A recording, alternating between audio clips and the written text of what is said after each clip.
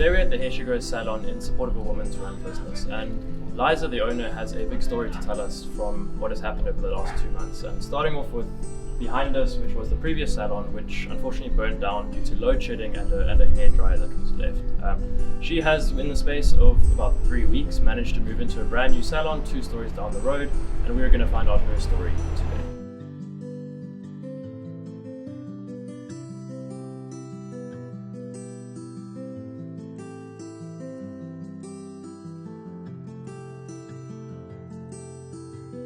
Silas, and how you got to where you are today. You briefly mentioned it's also a lockdown story and a lockdown baby, as you called it. And if you could share a little bit of how you got to where you are now in a 2-year area and 2-year span, and share that story with us. So my journey began really when I came to Fischhoek, and I started living my sober life and worked for a lovely salon in surrounding areas, very well-known salon. Very grateful for them, and I had to leave because of the whole lockdown thing. I was looking after my kids, the school was inconsistent, and then I started doing hair on my own, and it just worked because I could do it after hours. It didn't affect. You mentioned very much mobile and going to people's houses and building that relationship. So that's how it all started. It all began, and it was such a humbling experience as well, and also just meeting my clients on a different level was just so much more up close in person. And when it all started settling, we had a little housey, and I started seeing my clients in the middle of the lounge. We set up in the middle of the lounge, we set up a little salon studio there, and then we started saving, and we got it to the going where my husband set me up a beautiful salon with such classy finishes. And it was my baby, so it was my baby, and I was very proud of it. And so then the whole burn thing started and happened, and here we are.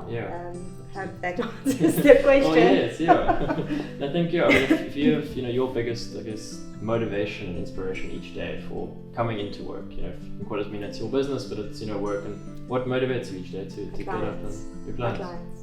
Absolutely, my clients. I love every single client of mine. I know all the ins and outs, and I feel so humble that they actually sit in my seat. During the time of the fire, we moved back to mobile, and we had to go and look out. And it made me just so humble seeing how far I need to drive and how many salons my clients actually need to pass to come and see me. To your salon. And I needed to see that. I really needed to see that. And just the support that I got from my clients. There was clients willing to just open a new salon for us, and that meant so much to me. The testimonies the clients was willing to give to the papers was unbelievable. It's a pity the papers couldn't carry so many words, but the words that came in was just, it made me very, very humble, and I really needed to see that there is other people that believe in us and believe in me, as their stylist. Awesome. I think to sort of close off everything, we've learned a bit about the business and what's happened and the situation. How we've got from a fire to something that is still a running business and amazing, and you still getting up each day to support the clients and the clients supporting you at the same time.